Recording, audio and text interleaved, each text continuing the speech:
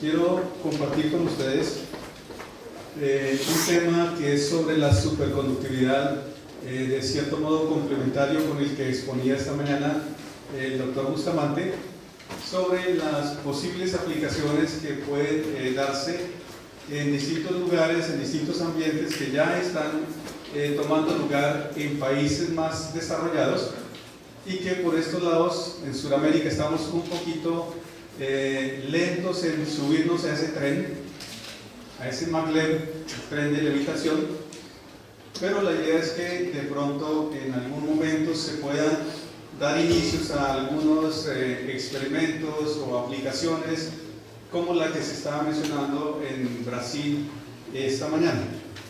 Yo les voy a comentar algunas aplicaciones más focalizadas en el área de ingeniería eléctrica del uso de energía en las redes de electricidad. Pues voy a tratar de presentar este contenido que tengo acá.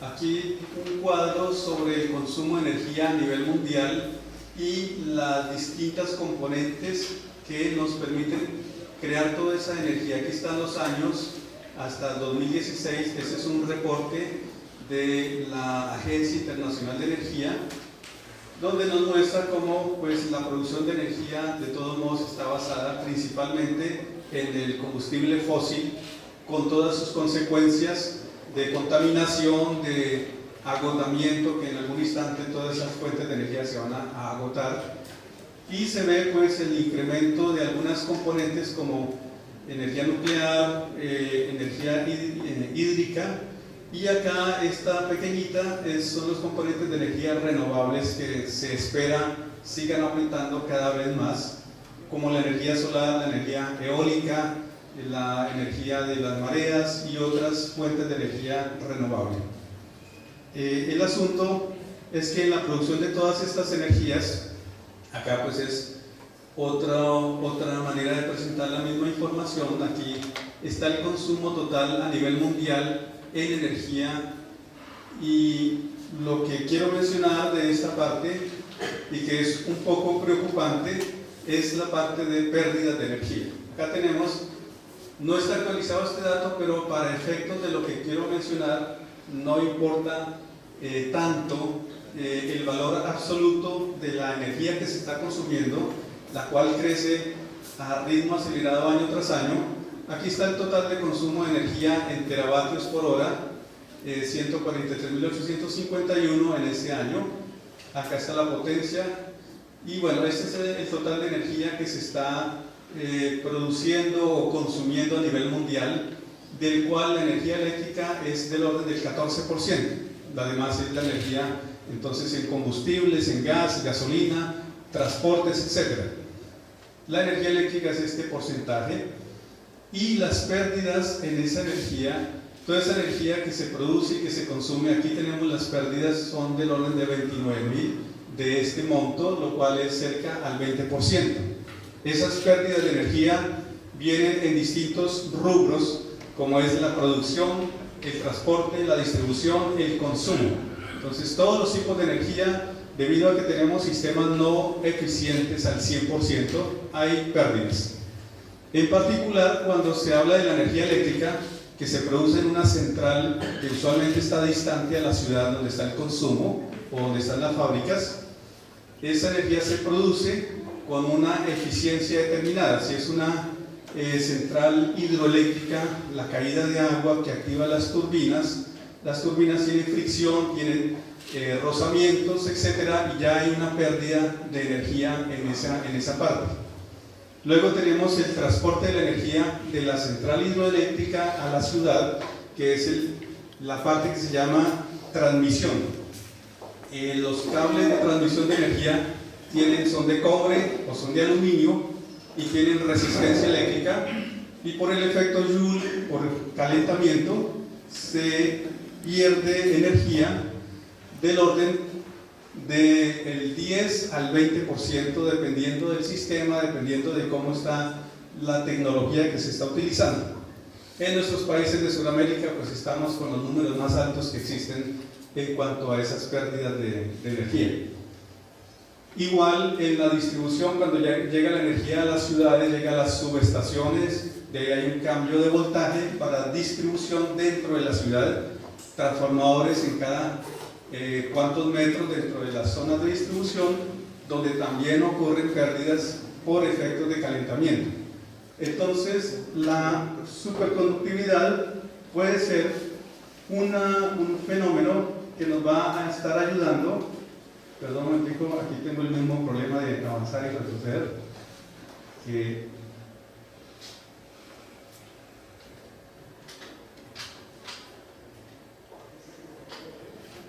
Aquí estamos. Bueno, entonces la cuestión es que podemos reducir las pérdidas de energía, que son un número bastante grande, si utilizamos algún método, alguna tecnología que evite las pérdidas.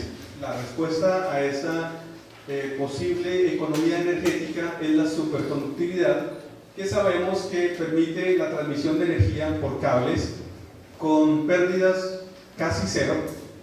No son exactamente cero, sobre todo si hablamos de corriente alterna. Si es en corriente directa, las pérdidas son cero exactamente, pero se van a minimizar permitiendo ahorros muy grandes de energía. Para dar un ejemplo, el consumo de energía en una gran ciudad como es Bogotá, pues tengo el número de allá, es 1 gigavatio. Consumo de potencia, entonces la energía por unidad de tiempo por segundo es 1 gigavatio. El 10% sería entonces 100 gigavatios, 200 megavatios, perdón, 200 megavatios. Y 200 megavatios es más o menos, yo estimo, el consumo de una ciudad pequeña como Barranca, 100, 200, 300 megavatios. De pronto alguien sabe el número, no sé, pero entonces quiere decir que las pérdidas de energía por el consumo que hay en Bogotá son suficientes para alimentar una ciudad pequeña como Barranca. Y si hacemos el cálculo, acá en Perú, el consumo de energía total en la nación debe estar del orden de los 5 gigavatios por esos lados. No tengo los números exactos, pero son los números estándar de nuestros países. Entonces, igual, las pérdidas que ocurren en este sistema en total sirven para alimentar varias ciudades pequeñas. Si las podemos evitar, el consumo de energía es bastante grande, o el ahorro de energía. Bien, entonces tenemos ahí la superconductividad que viene a dar una posible respuesta para la economía de esa energía en sus distintas etapas del proceso de generación, transmisión y distribución y en el consumo. Entonces acá hay algunas de las soluciones posibles. En la generación, pues usar las fuentes renovables de energía. Esas fuentes renovables se deberían complementar con sistemas que sean también más eficientes, con menores pérdidas. En la etapa de transmisión y distribución de la energía, pues algunas técnicas modernas que se mencionan. Aquí está el tema de las redes inteligentes, las cuales tienen sensores y pueden optimizar la distribución de energía en distintas zonas para que sea más óptimo y no estar mandando una gran cantidad de energía a alguna zona donde no la están necesitando y en otras hay deficiencias, etcétera. Son los temas que se manejan hoy en día en las redes, en los sistemas eléctricos. Integración de varias zonas, de regiones e incluso entre países. Ustedes saben que hoy en día la manera más adecuada de manejar la energía no es solo para un país, sino intercambiarla con otros países que donde hay más abundancia, entonces le transmite energía a otro, le vende esa energía y hay más estabilidad para todos los usuarios. Las protecciones, que haya menos cortos, menos fallas de las redes, la calidad, estabilidad, seguridad. Imagínense ustedes una empresa que está produciendo cierto producto, valga la redundancia, con cierta confiabilidad en sus procesos y se les va la energía eléctrica. Las pérdidas son grandísimas para la industria, para los clientes. Eso es el tema de la calidad. En la medida que la red tenga mejores elementos, mejores sistemas, puede mejorar ese factor de la calidad que implica menores costos y mejor economía. Reducir las pérdidas. Y en el consumo, el tema de racionalización, que ese sí es complicado porque la tecnología moderna y digamos, la sociedad de consumo es cualquier cosa menos racional, entonces eso no lo podemos manejar fácilmente. A menos que haya políticas de gobierno, que no es tan sencillo manejar eso. Gobierno contra economía es una pelea complicada. Bien, entonces, en la generación de energía, ¿qué se puede hacer?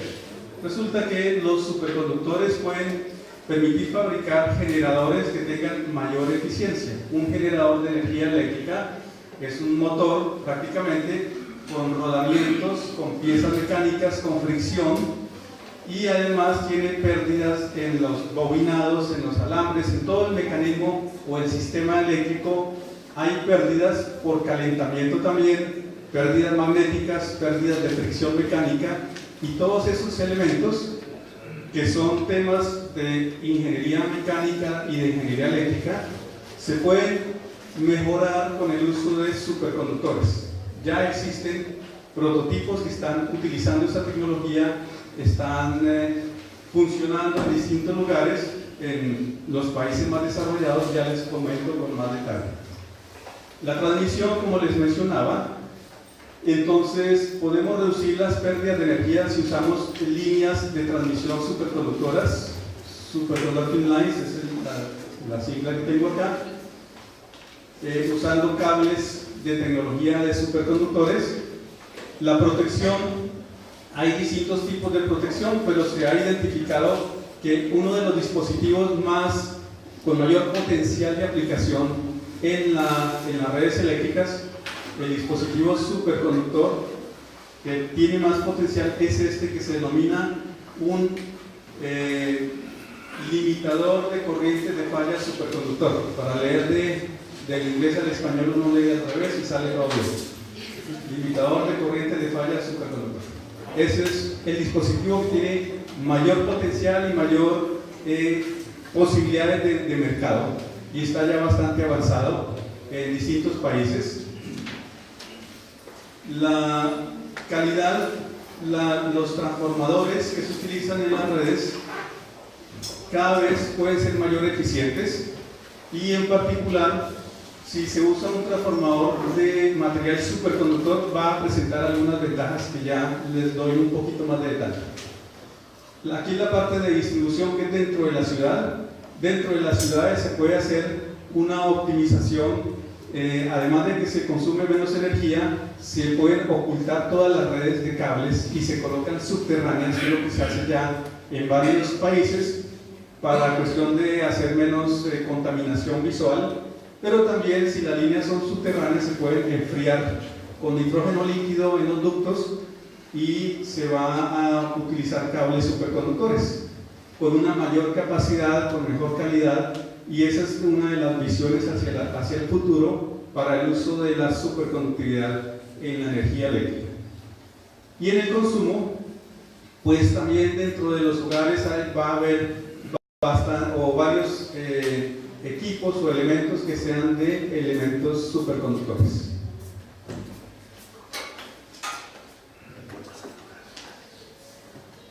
Bien, antes de seguir y de mostrarles con más detalle cuáles son esas aplicaciones que menciono, pues un poquito de repetición de lo que presentó esta mañana el profesor Bustamante sobre qué es la superconductividad, pero yo lo presento con una visión un poquito distinta, porque yo ya sabía que iba a presentar él.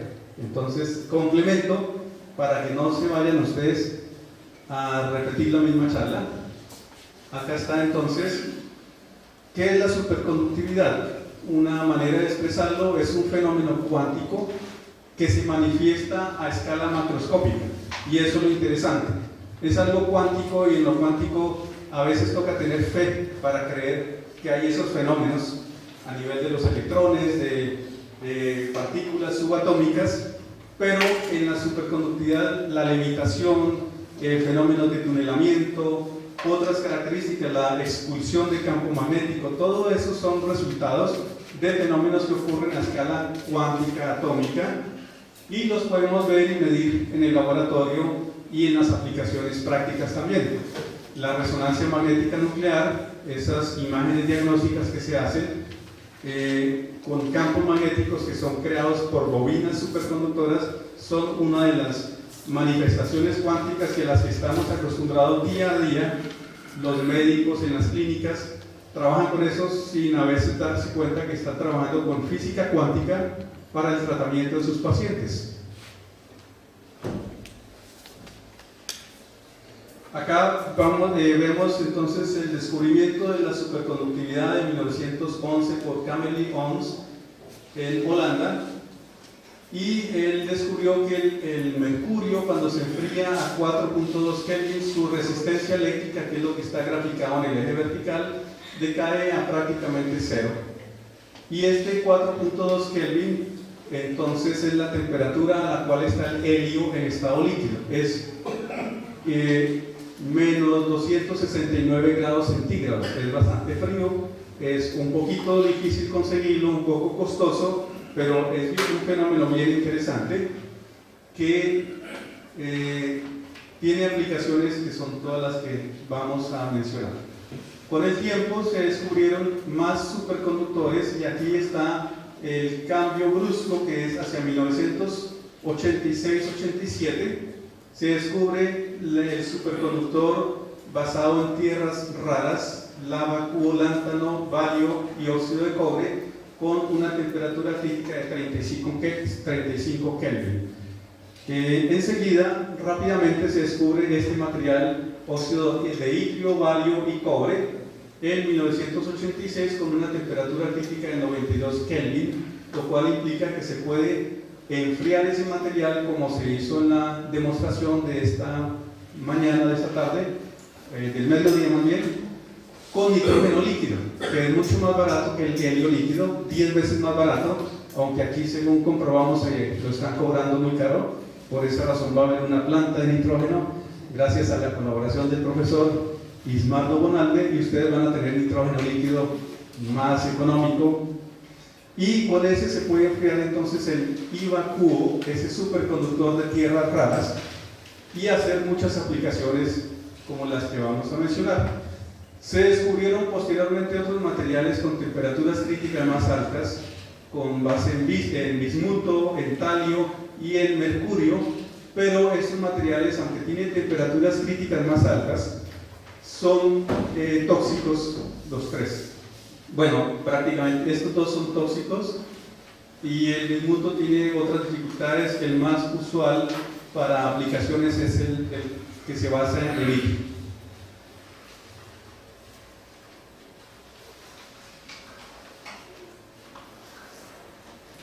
No quiero avanzar. Bueno, acá en breves palabras, ¿en qué consiste la superconductividad? Los electrones en un metal están en cierto nivel de energía, que es lo que se grafica acá. Los verdecitos son electrones. Aquí hay una brecha de energía. Los electrones por encima están a altas energías, y se habla de que son electrones en estado normal. Cuando se enfría ese material, entonces, en cierto momento los electrones prefieren acomodarse a un nivel de energía más bajo y acoplarse en parejas. Es como cuando van a una fiesta los muchachos, y en una reunión entonces se organizan en parejas, y resulta que así es más cómodo y hay menor energía total en el sistema. Y ese estado en que todos los electrones se organizan en parejas se llama el estado superconductor. Y acá aparece una brecha de energía que separa el estado superconductor del estado normal. Eso, en pocas palabras, de modo muy cualitativo, pues tiene todos sus detalles físicos y matemáticos, que no es el caso de entrar a discutirlos ahora, sino las consecuencias de todo esto. Entonces, la superconductividad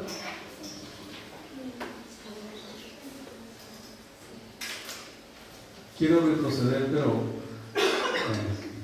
un poco más. Se están dando hacia el contrario. ¿Quieres retroceder o avanzar? Retroceder. No, donde quedé la última. No, es más atrás.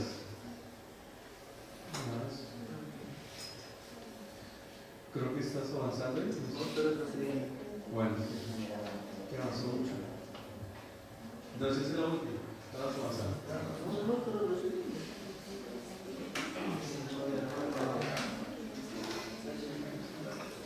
Por ahí.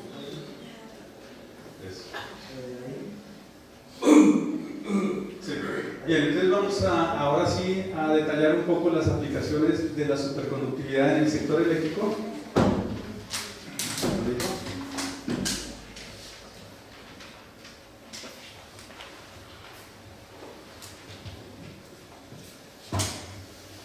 Entonces, para el almacenamiento de energía, una vez se genera la energía en una central hidroeléctrica o de carbón o de cualquier tipo de energía, idealmente si fuera de energía renovable es lo que se desearía. Tenemos dos posibilidades de almacenar la energía: energía en el campo magnético, y este dispositivo se llama un dispositivo superconductor de almacenamiento de energía. Ahí no vale leerlo hacia el revés. Superconducting Magnetic Energy Storage.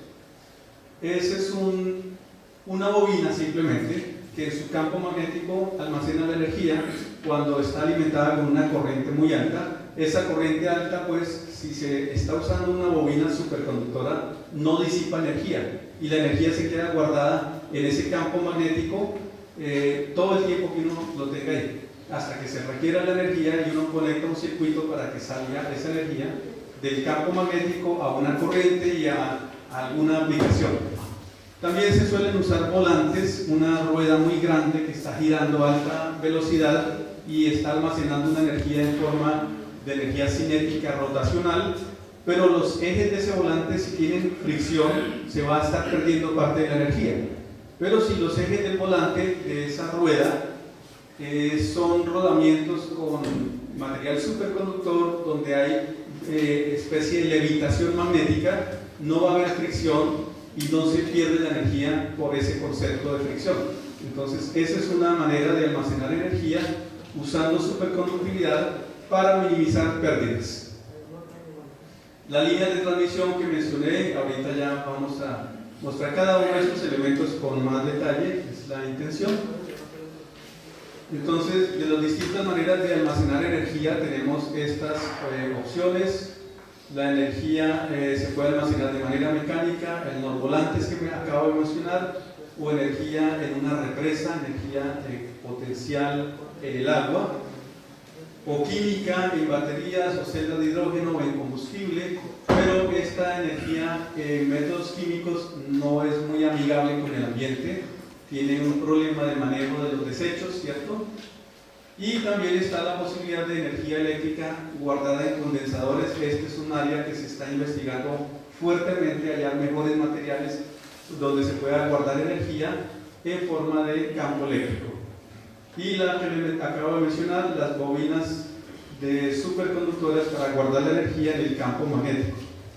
Acá está un esquema de un SMES, donde este es un criostato, se enfría con nitrógeno. Por dentro está la bobina, aquí está en amarillo representada, la bobina superconductora con un campo magnético en su interior bastante fuerte, del orden de varios Tesla, puede ser de 1 a 10 Tesla. Tesla es una unidad de campo magnético bastante intensa. El campo de la Tierra, campo magnético de la Tierra, es del orden de una 10 milésima parte de un Tesla. Entonces estamos hablando de campos muy fuertes, que son los que hay en el equipo de resonancia magnética en una clínica. Con ese equipo, acá está el esquema eléctrico, sin ir al detalle. Simplemente cuando se guarda la energía eléctrica de la red trifásica, por ejemplo, se guarda en el campo, se deja ahí quietica, y cuando hay una falla de la luz, un apagón muy breve que podría dañar la información de un computador o el control de un avión, el control de un misil, de lo que sea, que es muy delicado, entonces tiene esta energía guardada que se suministra rápidamente y suministra la energía al sistema durante ese apagón breve y rápido, mientras entra a operar o una planta secundaria o ya regresa la energía normal. Entonces es para lo que se llama calidad de la energía. Acá hay un sistema real en un container o de un camión, es móvil y se coloca cerca de una institución donde se requiere calidad de la energía, una clínica, un centro de manejo de información computarizada, un centro militar, etcétera, etcétera. Eso ya existe y es un producto comercial donde se vende en distintos lugares. Esta es de la compañía American Superconductor, que ya distribuye varios de sus sistemas para varias entidades. A ver si avanzamos un poco. Aquí está el volante que les mencionaba, donde se almacena energía mecánica rotacional. Este volante, imagínense una rueda del tamaño más grande que esta habitación, de hierro macizo. Ahí se puede almacenar energía. Cuando una planta generadora de energía, la central hidroeléctrica, no hay mucho consumo, como a esta hora, a mitad de la tarde, la gente está trabajando, no hay gran consumo de energía, la central está generando energía que sobra, pues la puede guardar en sistemas como este, conecta sus generadores a esas máquinas, guarda ahí la energía, y en la noche, cuando toda la gente regresa a casa y enciende la luz, enciende el televisor, enciende el horno, la estufa, entonces hay un pico de consumo de energía. La central generadora tiene que proveer más energía de la que tiene capacidad de producir. Entonces saca la energía guardada en distintos mecanismos y así compensa y no se queda en déficit, y eso da estabilidad a la calidad de energía de los consumidores. Acá está ese volante con toda su estructura para que el eje, este es el eje del volante, para que sea un eje que rota sin fricción. Acá está pues con más detalle, con superconductores, entonces puede girar a alta velocidad sin fricción. Pues no vamos a mirar todos los detalles, pero para que sepan que existe, y todo esto es algo que se ha trabajado y desarrollado en varios países con mucho detalle para que no ocurran accidentes. Imagínense un volante de estos donde se daña el eje y sale esa rueda rodando por ahí. Eso sería una catástrofe. Entonces es de mucho cuidado. Y por acá, este creo que es como el tamaño de una persona. Aquí está. Bueno, no es una persona exactamente, pero la escala, esto es como un edificio grande, para que se almacene una cantidad de energía considerable para una central hidroeléctrica. A ver si. Acá está la línea de transmisión en una ciudad. Esto es un modelo ya, un prototipo real. Aquí está pues el esquema, cómo sería en la ciudad. Estas líneas se van a reemplazar y se están reemplazando ya en varias ciudades del mundo por líneas subterráneas. En la actualidad las líneas subterráneas con cables de cobre pues tiene una cierta cantidad de líneas que se pueden reemplazar, ya que las cavidades ya están en las vías. Si se reemplazan todas estas líneas con un cable superconductor, este sería el tamaño. Todas esas líneas se pueden reemplazar con un solo cable superconductor. Entonces, o se reduce el espacio ocupado, o podemos aumentar la capacidad de transportar corriente, porque con la tecnología, con la modernidad, cada vez se está necesitando más energía eléctrica.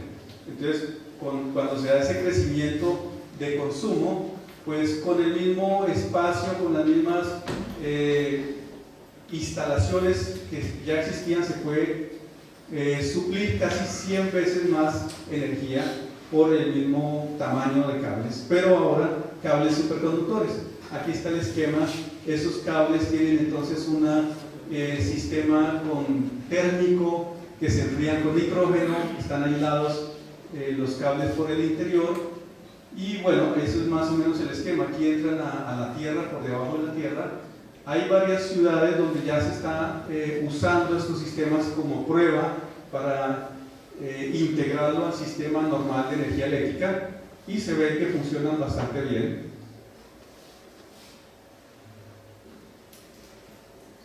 Acá algunos de los tipos de cables. Estos son los cables multifilares que se desarrollaron hace varios años, ya no se están usando.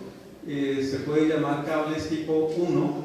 Hoy en día se utilizan las cintas recubiertas, que son con una estructura de cinta con varias capas, una cinta metálica, y arriba está el material superconductor IPCO con unas capas de acople y unas capas protectoras para que no se deteriore el material superconductor. Esto es lo que se está manejando hoy en día, y tiene bastante futuro, y en esas cintas es que se va a poder entonces llevar una buena cantidad de energía eléctrica para las ciudades.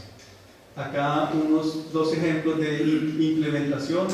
En Long Island, en Nueva York, se está probando una de esas cables de 609 metros de longitud, operando con estas características desde el 2008, y está trabajando bien, llevando electricidad desde la subestación hasta los hogares o hasta la ciudad sin ningún problema, con menos consumo de energía, menos disipación de energía. Así hay varios países. Esto lo escribí hace ya unos 5 o 6 años. Entonces, varios países ya instalaron sus prototipos de prueba y están funcionando bastante bien, sin ningún problema. ¿Por qué no en Barranca? Pronto. Hay que soñar y eso se puede convertir en realidad. Todo es voluntad, y además muchos de sus prototipos se están haciendo en ciudades pequeñas, en lugares con ciertas particularidades donde se quiere poner a prueba ese sistema. Acá están los transformadores de potencia. Este es el transformador versión superconductora. Aquí un transformador convencional de cobre. Aquí el equivalente superconductor en tamaño. Perdón, retrocedo un poquito. Si acá hay un ingeniero eléctrico, me va a decir los transformadores son los dispositivos más eficientes que hay en toda la industria eléctrica. Tienen eficiencias del 99% y más, 99.9%. Entre más grandes, más eficientes. ¿Qué ganamos metiendo un superconductor? Entonces la ganancia es que al meter un transformador con material superconductor se reduce el tamaño a casi un factor de 5, y el peso también, el volumen. Cuando se va a hacer, por ejemplo, una central hidroeléctrica, que suelen estar separadas de la ciudad, distantes, una central incluso de carbón, de distintas cosas, a veces llevar los transformadores, que son grandes como un edificio, implica construir una carrilera y un tren para llevar esos equipos grandes hasta las centrales que se están construyendo. Si se puede hacer 5 veces más pequeña, se puede llevar con un helicóptero e instalarlo sin ningún problema. En segundo lugar, los transformadores convencionales se enfrían con aceite. Para refrigerar, para que no se recalienten, se enfrían con un sistema de aceite. Cuando hay una falla o una fuga, o se explota el transformador por un rayo, por cualquier cosa, el reguero de aceite y la contaminación ambiental es grave, porque la cantidad de aceite que hay en un transformador del tamaño de un edificio es algo enorme. Si fuese un transformador superconductor, se enfría con nitrógeno líquido. El nitrógeno líquido, al salir, al regarse, pues se evapora, y el nitrógeno vuelve a la atmósfera de donde lo sacamos originalmente, y no causa ningún daño, ningún impacto ambiental. Esta es una de las ventajas. Acá, pues algunas imágenes de unos transformadores de potencia que ya están instalados en la ciudad de Ginebra, en Suiza. Allá instalaron de 3 transformadores grandes que alimentan la ciudad, quitaron 2 antiguos y pusieron 2 transformadores superconductores desde más o menos el año 1987-90, y los pusieron a prueba, integrando la tecnología antigua con la superconductora, y nadie en la ciudad se ha dado cuenta que hay una fuente de energía que es superconductora. Eso no afecta para nada el funcionamiento de los aparatos, y está demostrando que funciona bien, no tiene ningún inconveniente. Acá estos son los datos de ese transformador que les comento. Acá el caso de los motores y generadores. Cuando se fabrican motores y generadores de material superconductor, también se reduce el tamaño físico y el peso. Se aumenta la eficiencia, porque los alambres que están en los bobinados del rotor ya no son de cobre, son de material superconductor sin disipación de energía. Los rodamientos del rotor ahora se hacen con material superconductor sin fricción, sin disipación, y por esos 2 rubros, digamos, se optimiza el funcionamiento del motor. Acá está un generador y puede tener mayor velocidad de giro, menor tamaño. Por ejemplo, un generador que funcione en un barco, ese es el caso, creo que lo tengo por aquí detallado. Un barco de, aquí está, la propulsión de un barco de de la Marina Americana con potencia de 36.5 megavatios. Se fabricó y se construyó en este año. Entonces, este motor que se instaló con un tamaño mucho menor que el convencional reduce el peso del barco. ¿En qué gasta el barco su energía? Pues en impulsarse. Y si tiene motores muy grandes, gasta parte de la energía en impulsar y mover los propios motores. Si se reducen en tamaño, se optimiza entonces esa eficiencia y la capacidad de desplazamiento y menos gasto de energía de ese barco. Entonces ahí está una de esas aplicaciones que está funcionando. No sé hoy en día exactamente el estado, pero es la prueba y el resultado ha sido bastante satisfactorio. ¿Por qué está llegando más caro? Probablemente, sí. Entonces se aumenta mucho la capacidad. El limitador de corriente, que es para el control de la calidad de una red de energía eléctrica, cuando hay un corto, bueno, aquí está un esquema, pero básicamente la idea es que cuando hay un corto, aquí en ese instante hubo un corto en la red, aquí se pinta la corriente en función del tiempo. Esta es la corriente que se llama nominal. Esta es la amplitud de esa onda de 60 o 50 hercios. Esto es americano, son 50 hercios. Cuando hay un corto, la corriente puede subir en un factor de 5 a 20. Pero cuando hay un limitador de corriente, ese limitador de corriente limita la corriente de corto a factores de algunas unidades, digamos de 2 a 5 veces no más, que es el caso acá. Esta corriente nominal subió de 1 a más o menos un factor de 5. Entonces se limitó. Si no hubiera ese limitador de corriente, subía a un factor de 10 a 100 veces más grande según el tipo de corto que ocurre en la red. Y se limitó la corriente casi que instantáneamente, y luego aquí tenemos 1, 2, 3, 4, 5, dentro de 5 ciclos de corriente alterna, cada ciclo son 20 milisegundos, se logró controlar esa corriente y que no hubiera ningún daño en aparatos o en distintos elementos componentes de la red. Entonces, el limitador de corriente, por ser un dispositivo superconductor, tiene una respuesta muy rápida y hace que en las redes eléctricas se pueda proteger de manera eficiente. Acá son 2 prototipos comerciales bastante grandes, pero eso ya se está tratando de implementar en distintos lugares, en distintos países, y sería una manera inteligente y óptima de proteger las redes. ¿Qué se hace hoy en día sin estos limitadores de corriente? Necesito un sorbo de agua antes de explicarles esto.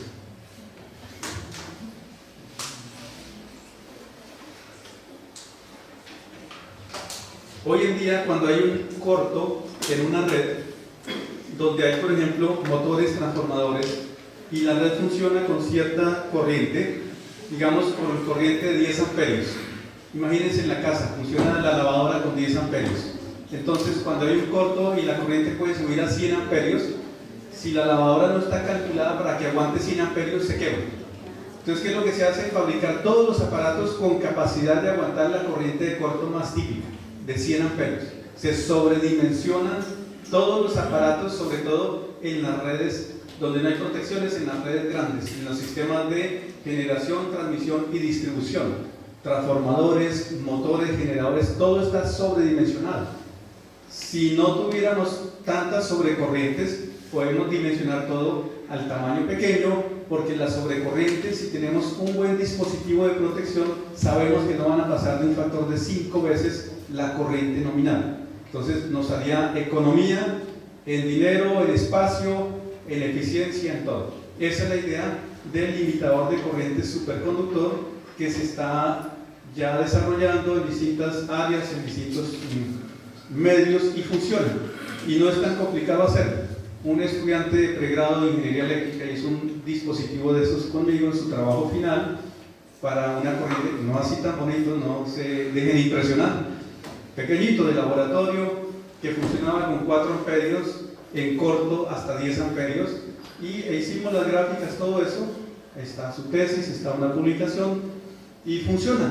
Uno lo puede hacer en su laboratorio con un estudiante. Ahora lo siguiente es escalarlo a mayor tamaño. Estamos haciendo eso ahorita pero como se requieren algunos equipos especiales, lo estamos haciendo con un estudiante de Israel, que tienen más equipos allá. En Colombia, tristemente les digo, la empresa de energía eléctrica no quiso invertir en eso. Y esperemos a que lo inventen, a que lo tengan en el comercio y lo compramos. Pues la mentalidad muchas veces no da para que se haga innovación, y eso es una de las deficiencias que tenemos en nuestro continente y en algunos países.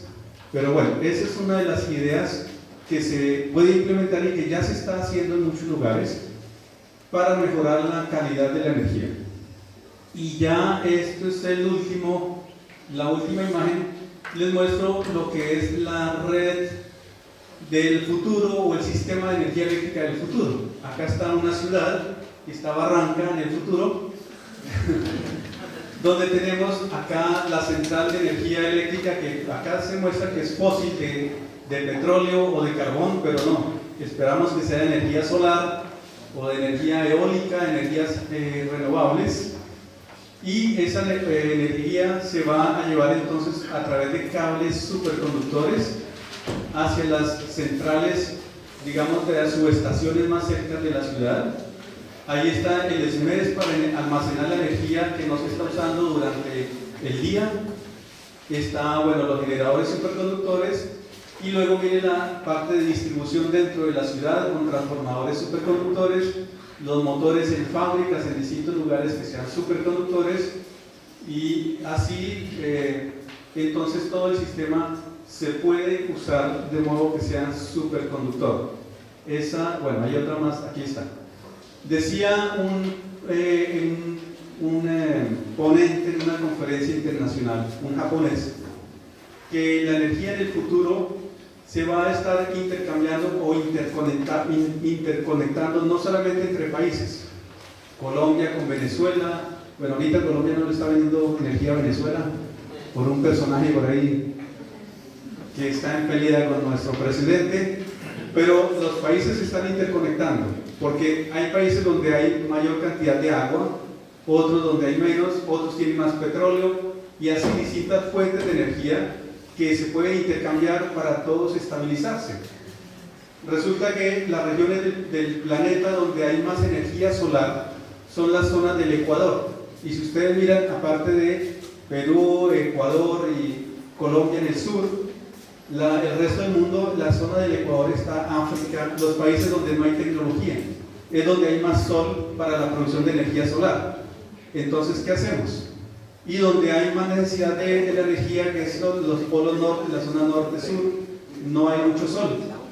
Entonces lo que se debe hacer es producir energía en esas zonas del trópico. ¿Qué pasó? Se me saltó esto. Bueno, producir la energía en las zonas donde hay la posibilidad, y transmitirla a los otros continentes o países del mundo. Simplemente, ¿y cómo se transmiten? A través de cables superconductores para que no haya pérdida de energía en el camino. Esa es una idea futurista que no está fuera digamos, de lógica, porque así ocurre hoy en día con las comunicaciones, cables grandes de un continente a otro. Igual puede ocurrir con la energía, un cable superconductor por debajo del mar, lo enfría el agua, y además de pues, un ciclo de nitrógeno, pero eso sería una opción interesante. Con eso termino, entonces les agradezco por su atención.